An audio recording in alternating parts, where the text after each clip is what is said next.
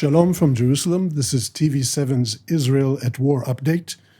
We are counting 614 days since the beginning of the war on October 7th, 2023, that was launched by a horrific attack by Hamas and other affiliates on the southern communities of Israel. And a day later, joined by Hezbollah, and in a way, until this day, a multi-front war, one of the longest and most challenging in Israel's history. To debate today's developments, we are joined by Ms. Zeynep Riboua, a research fellow at Hudson Institute. Shalom, welcome. Brigadier General retired Dr. Amnon Sofrin, former Mossad Intelligence Directorate Chief and other positions in the IDF. Dr. Nir Boms, research fellow, Moshe Dayan Center, Tel Aviv University. Welcome to all of you. Standing in for Jonathan Hessen today, perhaps I had this thought that we'll solve all the problems in this one short debate today. Of course, that's not going to happen. But I want to start with each and every one of you with opening comments about the significant issues happening in the last day. Having a daily show like this in a war seems maybe challenging, but the dynamics are such that this enables us to discuss things that are happening. So maybe Ms. Riboua, starting with you, what can you say about the last 24 hours, the most challenging issues on our plate? Well, I think that the elephant in the room really right now is the nuclear deal. The fact that recently Trump said that he's less confident on a nuclear deal, and I think that just this morning, Iran's foreign minister says that nuclear deal is within reach, and you can see how the oil prices are rising as Trump says that Iran is holding up nuclear deal, etc. So I think this is really there's a back and forth regarding nuclear deal, and that actually means a few things. The first one, as we've seen, that really Trump is now looking into military action. Seems that the looking into the different options that are available. There were reports from the Pentagon basically also confirming that a military strike or military actions are on the table. There are other things that happened while the nuclear deal negotiations were taking place, and is that Iran, for example, ordered missile propellant from China. They procured thousands of tons of ammonium perchlorate, if I say it correctly, from China via Hong Kong, via all these these shadow trading firms in Hong Kong and so on, and possibly actually to help the Houthis as well. And it seems that Iran is doubling down when it comes to its support for the proxies. It is not making the concessions that the Trump administration was hoping for. And while many were accusing Israel of being hawkish, of not taking the diplomatic route, well, it seems that Israel was right, and that Iran was actually just playing with time, and the fact that they went to China and procuring all of these things while the deal was going on is just another indicator that they were never going to be honest when it comes to not just enriching uranium and not developing a nuclear deal, but also they were also going to develop a non-nuclear one with the drones, ballistic missiles, cruise missiles, and I think from Washington, this is really the current debate. Thank you. Dr. Boms, I promised an open-ended question, so you can continue Iran or take me in a different direction. What do you think our number one challenge now is? Well, I think this day and this week in Israel is in the feeling of either the attack on Iran is coming tomorrow, or perhaps on the other hand, the ceasefire in Gaza may actually succeed. And I think if you're looking at the events, even the last 24 hours, including the Houthi missile attacks following another attack, this time of the Navy in the port of Hodeidah, then the Madeleine, the port with the one and only Greta that came to Gaza to give quote unquote humanitarian assistance, or really lots of selfie pictures, is all about the continuing commotion around all of these issues. Of course, the statement of Mr. Trump putting a little bit of cold water regarding the negotiation is significant and potentially juxtaposed, just like Zainab said, with the preparation here of the Air Force. And if you want peace, you have to prepare for war, and that's part of the dynamic on the one hand. And on the other hand, is the negotiations in Qatar, whether we will have a degree of progress. And of course, to some degree, there is some correlation between these two files, one more detrimental than the other. Dr. Sofrin, to you. I want to highlight two other areas that are not drawing enough attention. The first one is the Lebanese territory. The Lebanese government and the Lebanese president are trying to make any effort to disarm Hezbollah and the Palestinian organization at the refugee camps. Nothing really happens on this issue.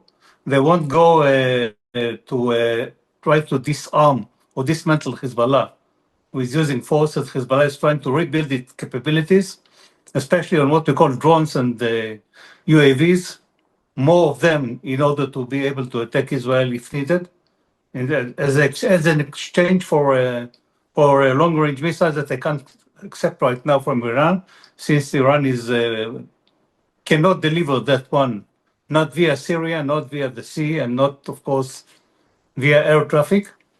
That's one. The second one is to speak about what happens on Judea and Samaria, even though it's a little bit low under what we call below the radars. The fact that Israel or the IDF is still operating there with full capacity and trying to enroute all these terror organizations, all these terror cells. We found just this week a laboratory of explosives with 35 charges ready to be activated. And it is always going off effort now to try to deny more capacity building on this area that will endanger Israel. And just bear in mind that this week, General of the Armed Forces told in Bat Hefer that they are in higher risk than kibbutzim at surrounding Gaza.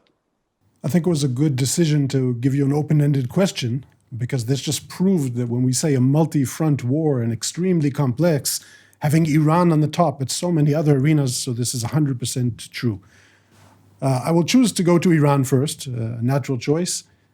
And I want to ask each and every one of you, where do you think we're going as far as, and I understand now that there's rhetoric in the negotiations, it's like an arm wrestling, and people maybe are exaggerating their claims or what they demand. But give me an assessment of where do you think this is ultimately going to go, also as far as the interests of the parties or their willingness or ability to reach a kinetic strike. Where do you think we're going? Starting with you, Zainab. Quite frankly, I don't know. It's a very, I think, volatile situation. But what I would say though is that this time the administration is looking at all options on the table, and the fact that that Iran's foreign minister, I believe, defense minister, I think he said that if some of the United States or Israel or some others threaten conflict, and if negotiations don't come to fruition, he said that all U.S. bases are within Iran's reach, and Iran will target them. The fact that he said that, I think, will trigger an avalanche of reactions from the Trump administration, because this is exactly the type of behavior they were trying to prevent. And the fact that the Iranians think that they can escalate while they are in a very weak position, I believe that the Trump administration sees that as that they are actually trying to do them a favor by negotiating. So I think we will see probably an escalation when it comes to the negotiations. The fact that Israel is standing by and being ready is actually a very good sign. It actually gives the United States with it equips the United States with more options, etc., and plans. And also having Israel put the pressure while negotiations are ongoing is obviously a very good thing. But I think the situation is simply volatile. I would say that also Trump is unpredictable in that way. He might change his mind and so on. So that's unfortunately my reasoning on this one. Unfortunately, but probably realistic. Dr. Boms, and I want to really specific ask you, are really all options on the table as far as the U.S. and from Israel? Is this just bolster or rhetoric that's supposed to scare the other side, or do we have a viable option that could be launched? Well, the existential threat of Iran has been on the table now for a good number of years, and the military option have also been on the table for a similar number of years. Not everybody in the military establishment or the intelligence establishments are eager to attempt to use it, partially because of the chances for its success, the number of sites that needs to be tackled simultaneously in order to create significant damage to the Iranian nuclear program, the depth of these sites, on the ground, and the nature of the expected response that is still there.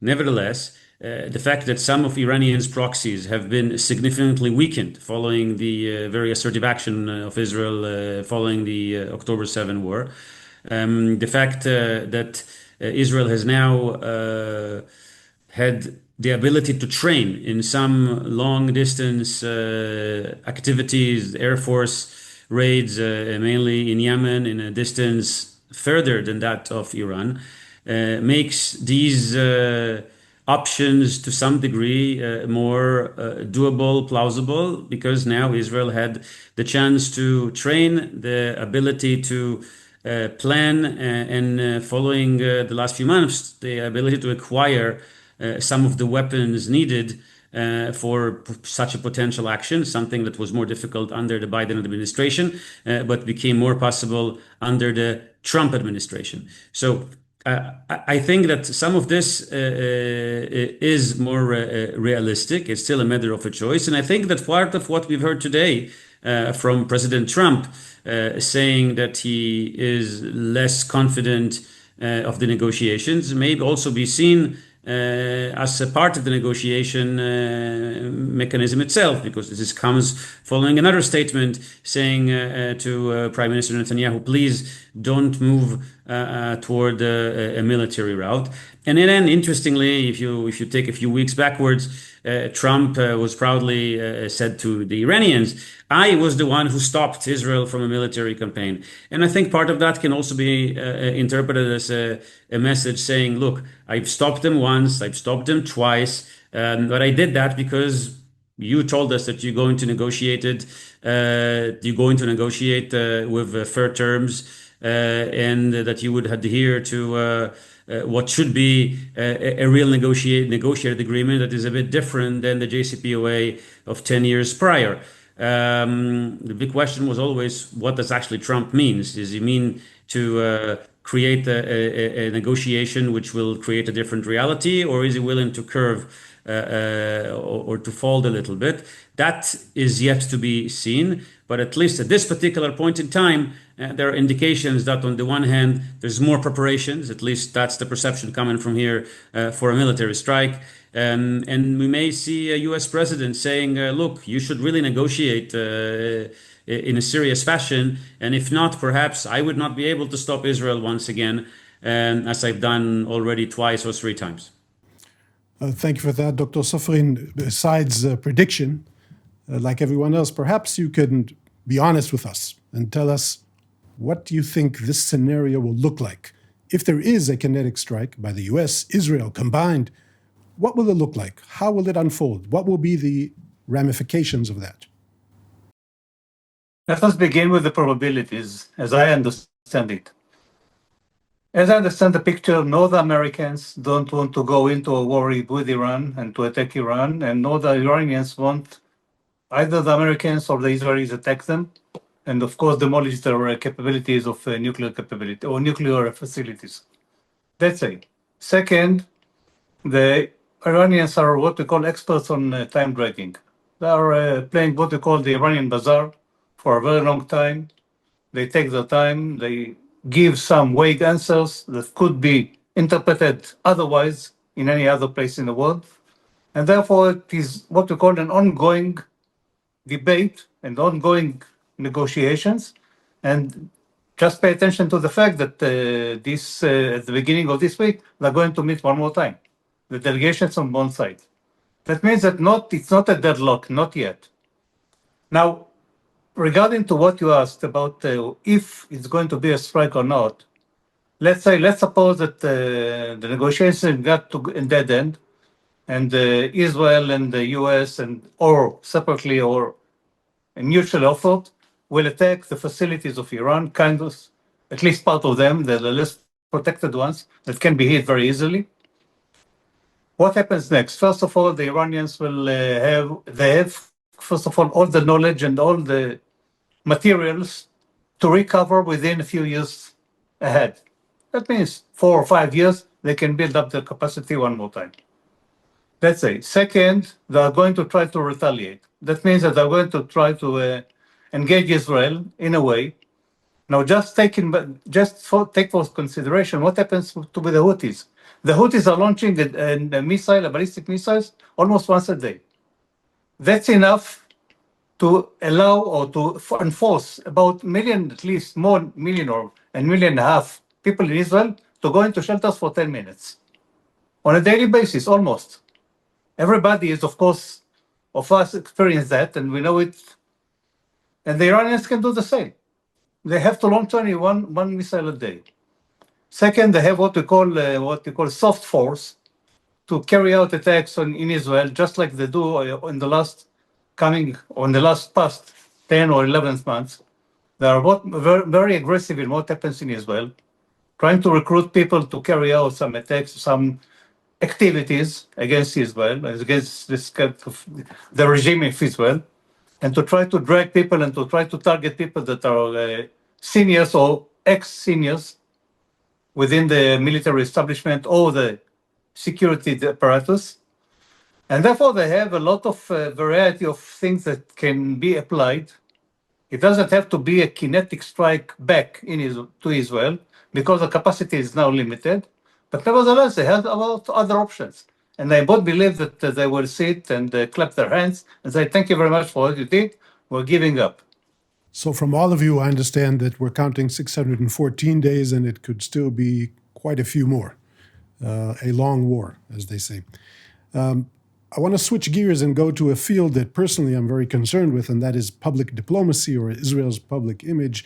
The best qualified here, I think, in this panel now is probably Ms. Ribua, because you're an outsider from here, so you can understand this perception much better than us. So I'm very curious to hear, how does it look from there as far as Israel's public image, the patience even of our best of friends and partners, and how does Israel perform in this field of explaining what's going on in our strategy? Well, I would say that it's a very tricky question because Israel in the United States is viewed within a debate about the United States, and as you've seen with the different factions now within the Republican Party, competing about what Israel is, what it represents, etc., as well as with Democrats with their support for Palestine and their support for other terrorist groups, and a lot of them are a lot of these leftist extremist groups are also tolerant vis-a-vis Hamas, etc. And this speaks more about how the United States sees itself and how the United States sees itself in the world and its role, etc. Than about Israel and then about what Israel is doing or not. It sounds paradoxical, but I think in the United States there's this debate, and you can see it now on the nuclear deal about whether Israel is an ally or whether it's not, and these are actually debates about whether America should be engaged in the region or not, etc. I would say though that there is a big problem in the United States, but also in Europe and in the West in general. There's this rise of anti-Semitism that has not been checked. And now we see the consequences, because I don't think these are symptoms. I think these are results of years and years of tolerating hateful, extremist, anti-Semitic groups. And of course, whenever there is an opportunity, they propagate not just their discourse, but they go into action.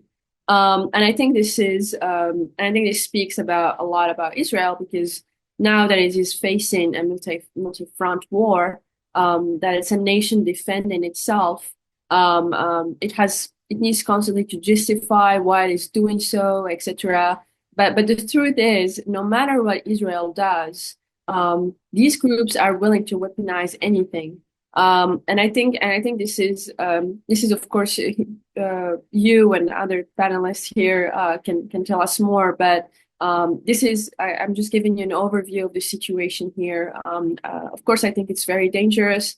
As you've seen, we're losing lives in Washington because of this, and I think of course the Trump administration is definitely committed to tackling that. But it speaks volumes about how Israel is seen today. Dr. Bohms, what's your take on this, and maybe even specifically the issue of the humanitarian situation in Gaza, the way that's seen and portrayed, and our efforts in this field? Well, our efforts in this field are not necessarily going to help us convince the world that there are such efforts. I have these dialogues with colleagues, and sometimes I hear, I would say diplomatically, very difficult questions about the extent of the genocide that Israel is allegedly committing in Gaza. And sometimes you would need to ask them, stop for a second and just figure out how do you define some of the terms, who is responsible for this when it comes to October 7 at large, or when it comes to the humanitarian effort as well. I happen to be actually, involved with an organization that I've helped created along with a Palestinian colleague that still brings aid to Gaza. This is probably one of the few Israeli-Palestinian efforts that are still ongoing within the time of the war. The reality is very difficult, and my Palestinian colleagues whom I work with tell me how difficult it is to do this, not just because of the war and the extent of what is happening on the Israeli side, but really because of what is happening on the Palestinian side, on the side of Hamas. And we have seen these very difficult pictures of Hamas shooting their own citizens, Palestinians of Gaza, as they attempt to get themselves food. And we've also seen how the food was used politically to prolong the war and to make sure that Hamas remains in control. And we've also seen the voices of people from Gaza saying that they very much like to end this, and for that they need to understand. They understand that the only way to end it is to make sure that Hamas is not going to be there. But some of that perhaps is more sophisticated, long-form arguments. And then, when you look at genocide or freedom, we just had a whole ship full of humanitarian players and humanitarian actors. And perhaps the best humanitarian credential is that one of the people involved there used to play a doctor in an early series when he was doing some theater. And that probably makes him a credible humanitarian actor that can come to Gaza with almost no food and make sure that there's going to be lots of noise, about genocide. But if you really want to help, it's kind of strange that you ended up bringing people who are supporting terrorist groups that are recognized as terrorist groups in Europe, like Hamas and Hezbollah, and you say, I'm doing that for the sake of Palestinian people and humanitarianism. So some of that is tricky. I'm not sure if Israel knows how to penetrate that discourse, how to quote unquote explain it or to conduct public diplomacy around it. But it's important to really zoom out and understand the complex nature of this debate and this situation. Of course, in the middle of it, there are people in Gaza that obviously suffer. Some of them did not want to see this war. Some of them were not involved.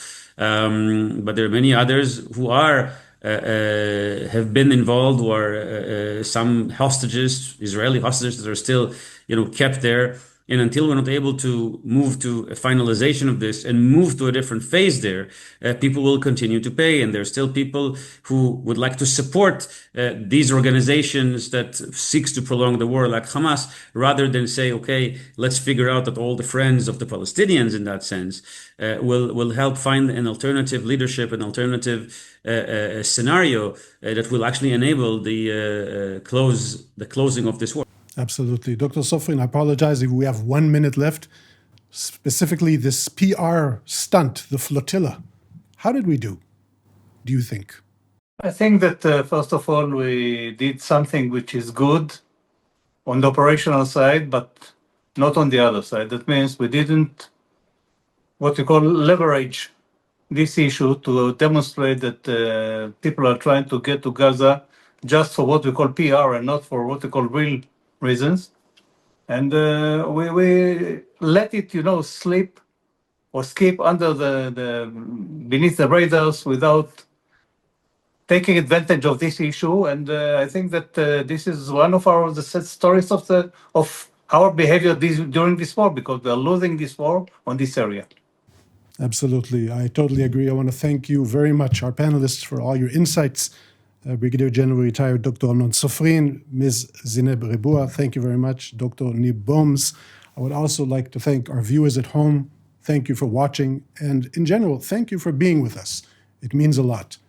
Until next time, shalom from Jerusalem.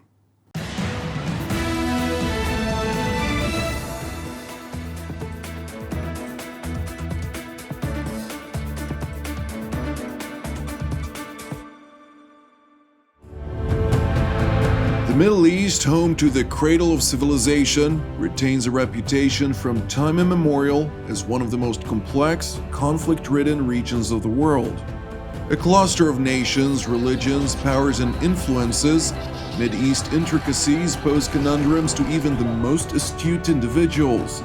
Bombarded daily, indeed every minute, by a barrage of information, some accurate, yet most of it less so, TV7 Israel invites you to watch and hear some of the most knowledgeable experts, most of whom partook in creating policies shaping this region today. Join us for Jerusalem Studio every Tuesdays and Fridays for content that truly matters.